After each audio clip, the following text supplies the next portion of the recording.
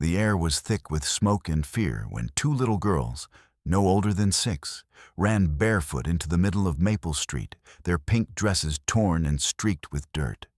"Please help! Mama's hurt!" one screamed, her voice trembling. The other clutched a ripped teddy bear, tears cutting pale lines through the grime on her cheeks. Cars slowed, faces turned, but nobody stopped. Until a man in a faded work jacket slammed his truck to a stop so hard the tires screamed. He didn't even think. He threw the door open and ran. Before we dive in, drop a comment with where you're watching from, and don't forget to hit subscribe for more videos like this. Let's begin. Ethan Walker was 34, a single dad who'd been racing to finish a late carpentry job before dark. But the second he heard that desperate cry, his body moved before his mind could catch up. "Where is she?" he shouted, kneeling beside the trembling twins. The older one, Hazel, pointed toward a narrow alleyway between two old brick buildings. "She's in there. Mama fell." Ethan ducked through the narrow gap, his boots crunching glass, the scent of burnt oil filling the air. A flickering light bulb revealed a mess of fallen shelves, shattered groceries, and a woman, pinned beneath debris, her long hair tangled with dust and wire. He dropped to his knees. Hey, can you hear me?"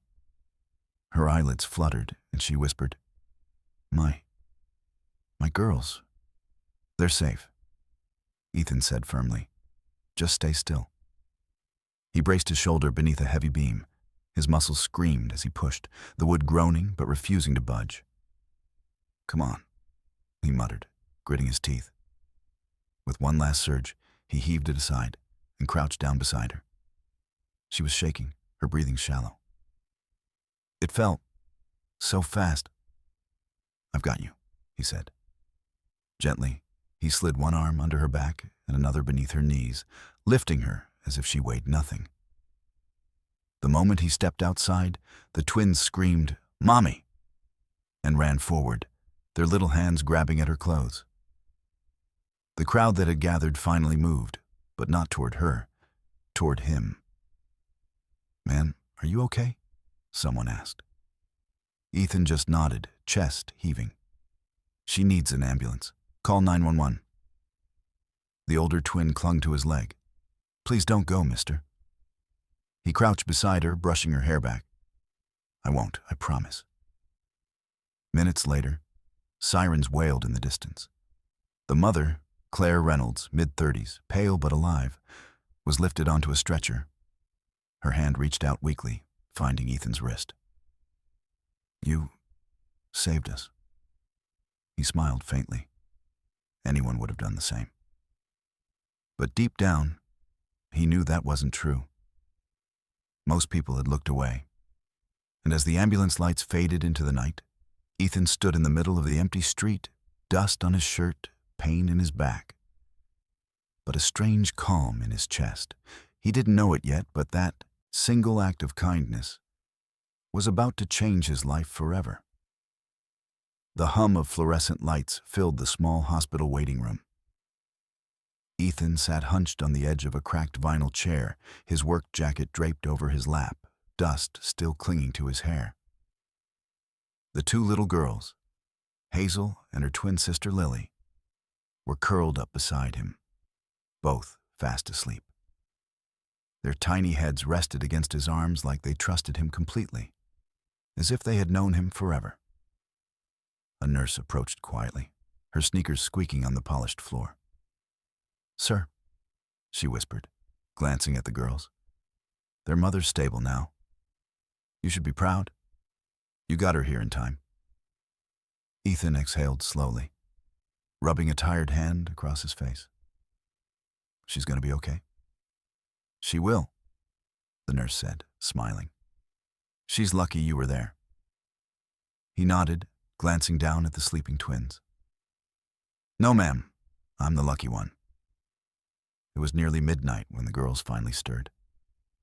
Hazel blinked sleepily and whispered, "Is Mommy okay?" "She's going to be just fine." Ethan said softly, offering a gentle smile. She's strong, like you two. The smaller twin, Lily, rubbed her eyes. Are you going to leave? Ethan hesitated. He hadn't thought that far ahead. No, he said finally. Not until your mama wakes up. The nurse led him to the recovery room a few minutes later. Claire Reynolds looked fragile under the hospital lights. An oxygen tube rested beneath her nose, and her dark hair framed her pale face. But when her eyes opened, there was still that spark of strength in them. She blinked, adjusting to the light. You stayed? Ethan nodded, standing awkwardly near the foot of the bed. Didn't feel right to leave your girls here alone. They're outside with one of the nurses. They're okay. Tears welled up in Claire's eyes. I thought I was going to die in that alley, she whispered, her voice trembling. And then you were just there. He shrugged lightly. Guess I was meant to be driving down that road. She studied him for a long moment. He wasn't dressed like a man with much to spare. Frayed jeans, calloused hands, and exhaustion written in every line of his face. Yet, there was something steady in his eyes, something that felt like safety. What do you do? She asked softly. Carpentry. Odd jobs mostly, he said. Trying to keep up with rent, groceries, my kids' school fees, life stuff. You have a son? Ethan nodded, smiling faintly. Noah. He's 8. Smart kid. Thinks I'm a superhero because I can build shelves without directions. Claire's lips curved into a weak laugh.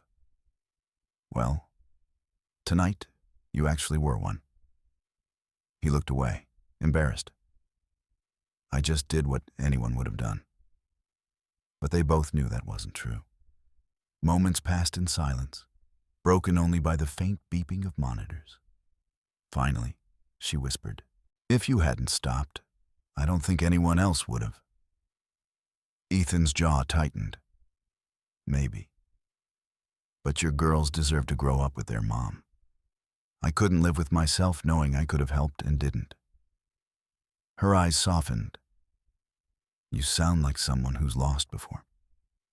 He didn't answer right away. Then quietly, he said, My wife, 2 years ago. Cancer. It was fast. The air in the room shifted. Claire's expression turned from gratitude to empathy. I'm sorry. Ethan nodded, his voice low. It's okay. I've learned how to live again, mostly through my kid. He keeps me grounded. Claire smiled faintly. You must be a good dad. He chuckled softly. Trying my best. Some days I build furniture. Some days I burn dinner. But Noah still thinks I'm cool, so I guess I'm doing all right. That earned a genuine laugh from her. A sound so warm that even the nurse passing by peeked in and smiled. When visiting hours ended, Ethan stood up. I should let you rest. Wait, Claire said, her voice weak but urgent. Will I see you again? He hesitated, unsure. If you ever need a door fixed or a shelf built, you know who to call. Ethan Walker, she repeated softly, committing his name to memory. I won't forget. 2 days later, Ethan was back at work. He was repairing a fence in a suburban neighborhood, sweat soaking through his shirt, when he heard the crunch of tires behind him. A sleek silver Mercedes pulled into the dirt lot, its shine so out of place that even the neighborhood kids stopped their bikes to stare. The driver's door opened, and Claire stepped out, dressed in a white blouse and jeans, her hair brushed, a faint bruise still visible on her forehead. Behind her, Hazel and Lily clutched small bouquets of wildflowers tied with ribbons. Ethan blinked, wiping his hands on his jeans. Claire, what are you? We wanted to thank you properly, she said, smiling gently. The twins ran forward and handed him the flowers. For you, Mr. Ethan, Lily said proudly. Mama said heroes get flowers. He crouched down, accepting the bouquet as if it were gold. Well, that's the nicest thing anyone's ever given me. Claire stepped closer. I didn't tell you the other night who I am, she began cautiously. I own Reynolds Logistics. The alley where you found me, it was behind one of my company warehouses. Ethan blinked, surprised. You're the owner? She nodded. I was there checking reports myself. I thought it'd be safer to see things firsthand. Guess I was wrong. He scratched the back of his neck. You don't owe me anything, Claire. I just did what anyone should have. Her eyes softened. That's the thing, Ethan. Hardly anyone does what you did. She reached into her purse and pulled out an envelope. Please, just take this. It's not a handout. It's gratitude. He shook his head immediately. I can't. Ethan, she said quietly, you risked your life for a stranger. Let me at least help you fix that old truck of yours. He smiled faintly. Truck runs fine. She just complains a little in the cold. She laughed, shaking her head. You're impossible. He looked at her, the corners of his mouth lifting. So, I've been told. For a moment, neither of them spoke. The breeze carried the faint sound of children laughing somewhere down the street. Hazel and Lily were picking dandelions nearby, their giggles like music. Claire watched them, her eyes filling with quiet emotion.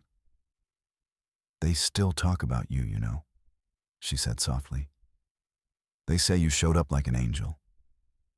Ethan's gaze softened. Nah, I'm no angel. Just a dad who knows what it's like to be scared of losing someone. Something in that answer silenced her. She nodded slowly, then smiled. A genuine, heartfelt smile. Then maybe that's what this world needs more of.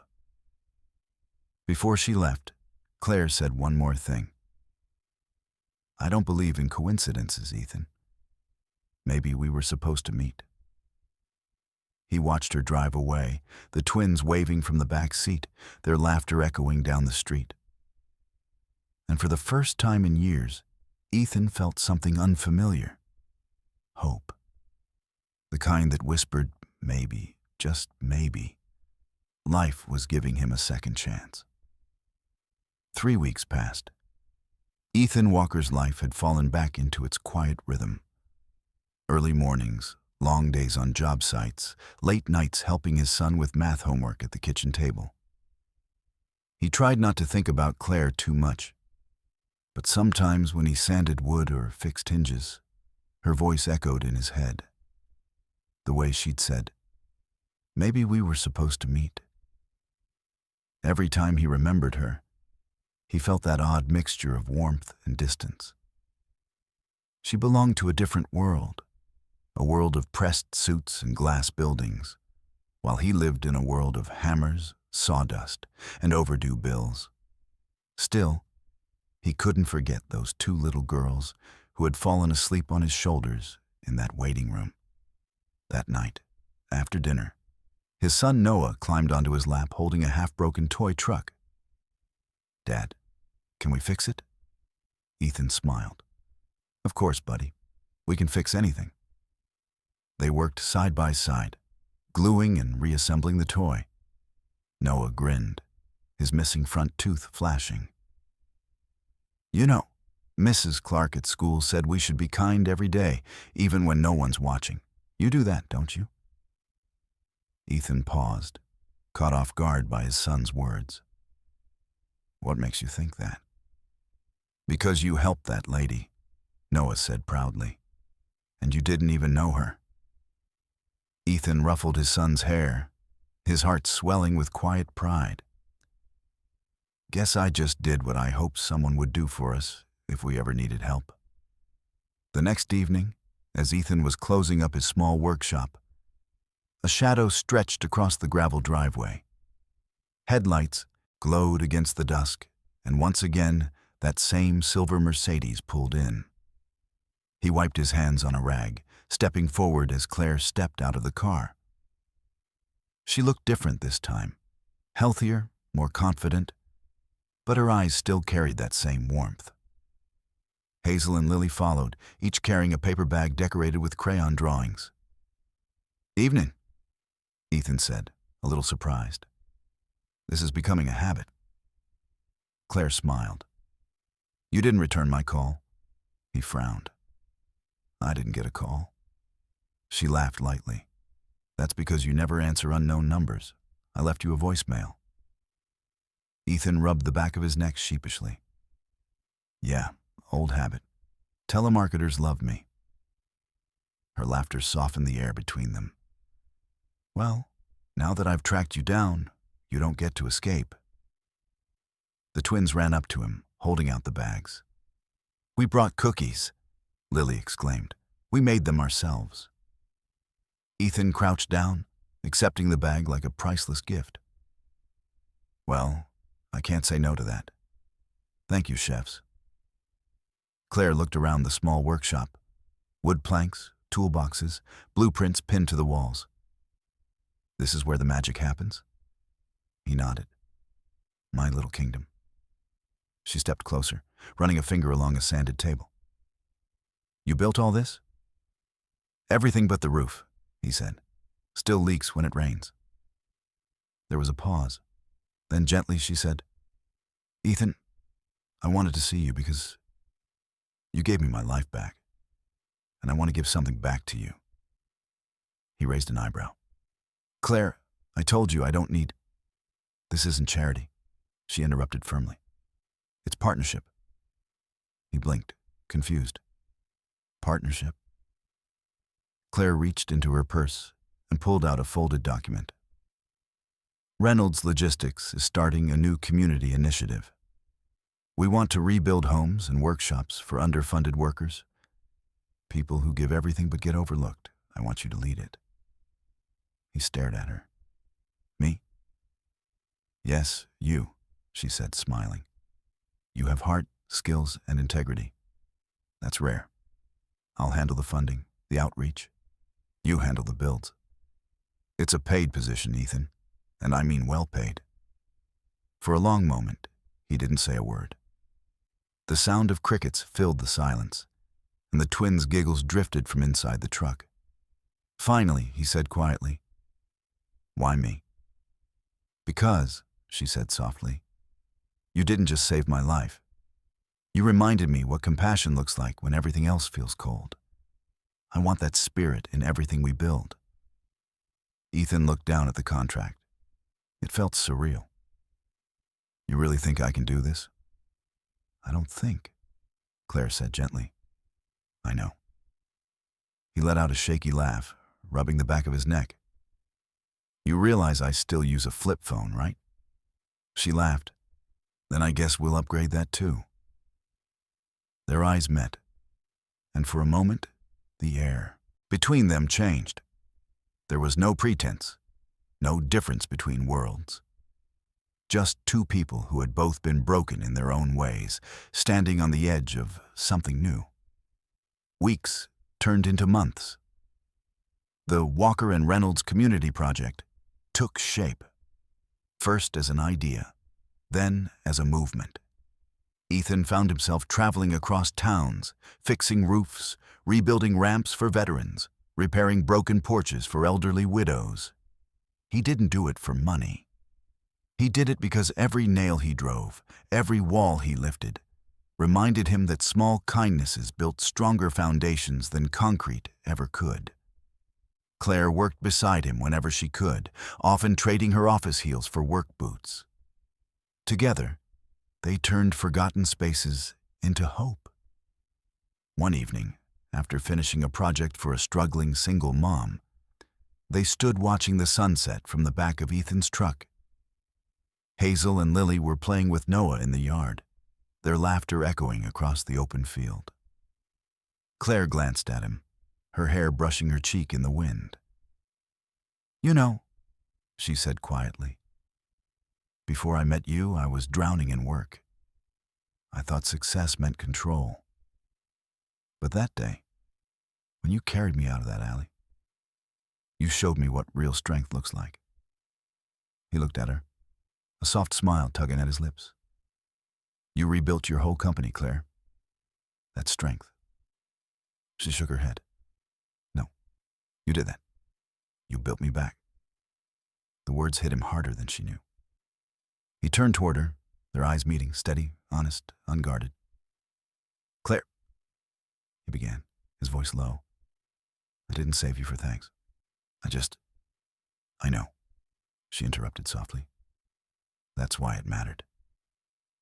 There was a silence that said everything. Words couldn't. Then faintly she whispered, You ever think some people are meant to cross paths twice? Once by chance, and once by choice? Ethan's heart thudded quietly in his chest. Yeah, he said. I do now. The twins called out from the distance. Mom, Mr. Ethan, come see the fireflies. They both turned and walked toward the children, their footsteps falling in sync. The field glowed with tiny lights, like the universe itself had decided to celebrate their moment.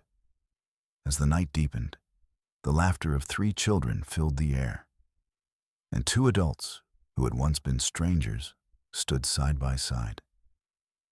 Realizing that kindness wasn't just an act, it was a beginning. Sometimes the smallest act of compassion changes everything. A stranger's hand, a single moment of courage, a quiet decision to stop when everyone else drives by. Ethan never saw himself as a hero. But that one moment on Maple Street didn't just save a family. It built a new one, and it proved something simple yet powerful. Kindness always finds its way back home.